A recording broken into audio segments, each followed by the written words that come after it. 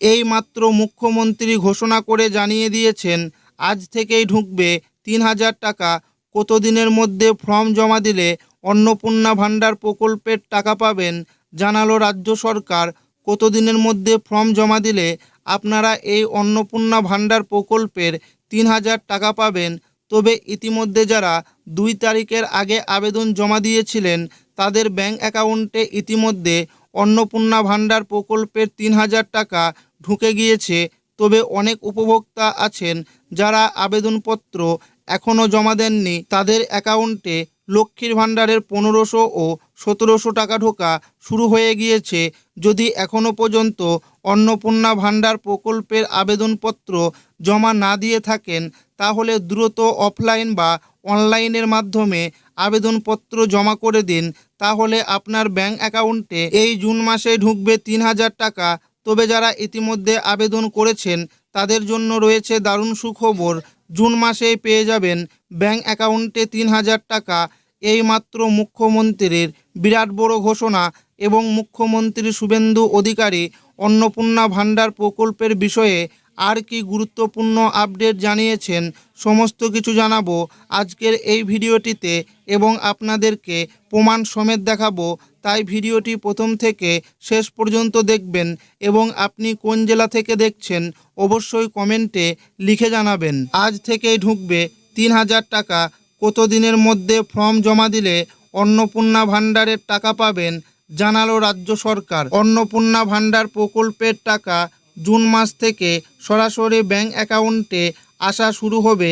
কারা পাবেন ৩,০০০ টাকার প্রথম কিস্তি এবং কতদিনের মধ্যে আবেদন করলে জুনেই টাকা মিলবে সেই বিষয়ে রাজ্য সরকারের নতুন আপডেট জানুন।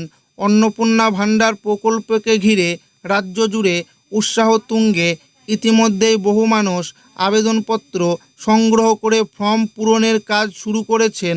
এর মধ্যেই ছড়িয়েছে জল্পনা, যারা আগে ফর্ম পূরণ করবেন তারা কি জুন মাস থেকেই আর্থিক সহায়তা পাবেন? কারা প্রকল্পের সুবিধা পেতে পারেন তা নিয়ে কৌতূহল বাড়ছে সাধারণ মানুষের মধ্যে।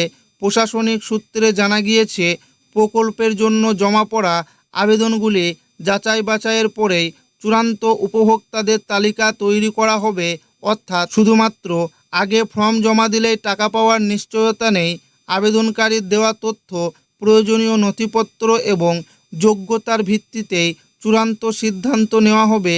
তবে সরকারি মহলের একাংশের মতে যারা দ্রুত আবেদন প্রক্রিয়া সম্পূর্ণ করবেন এবং যাদের নথিপত্রে কোনো ত্রুটি থাকবে না তাদের আবেদন দ্রুত যাচাই করা সম্ভব হবে।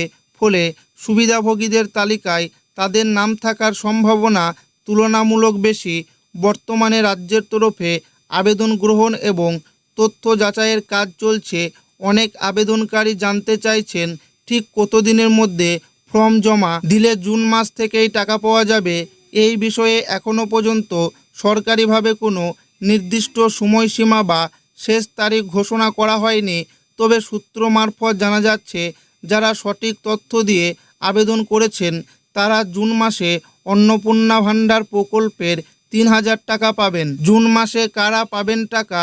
সরকারের নির্দেশিকা অনুযায়ী জুন থেকে পেমেন্ট পাওয়ার ক্ষেত্রে দুটি বিভাগকে চিহ্নিত করা হয়েছে। ১ নাম্বার লক্ষ্মীর ভাণ্ডার উপভোক্তা।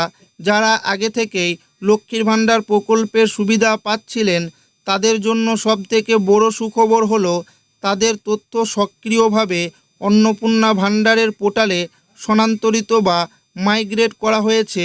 শুধুমাত্র তাদের জমা দেওয়া তথ্য যাচাই করা হচ্ছে। যারা সঠিক তথ্য দিচ্ছে তারা আগে ৩,০০০ টাকা পাচ্ছে। ২ নাম্বার দ্রুত আবেদনকারী নতুন উপভোক্তা। যারা নতুন পোর্টাল চালু হওয়ার পর দ্রুত অনলাইনে বা নির্দিষ্ট ফর্মের মাধ্যমে আবেদন করেছেন এবং যাদের তথ্য প্রশাসনিক স্তরে যাচাই করা হয়েছে তারাও জুনের তালিকায় ঠাঁই পেয়েছেন। এছাড়াও যারা অফলাইনে সঠিক তথ্য দিয়ে আবেদন করেছেন তাদেরও জুন মাসে টাকা দেওয়া হবে। তবে টাকা অনলাইনে বা অফলাইনে যেখানেই আবেদন করুন টাকা পেতে ব্যাংকের ডিবিটি লিঙ্ক থাকতে হবে।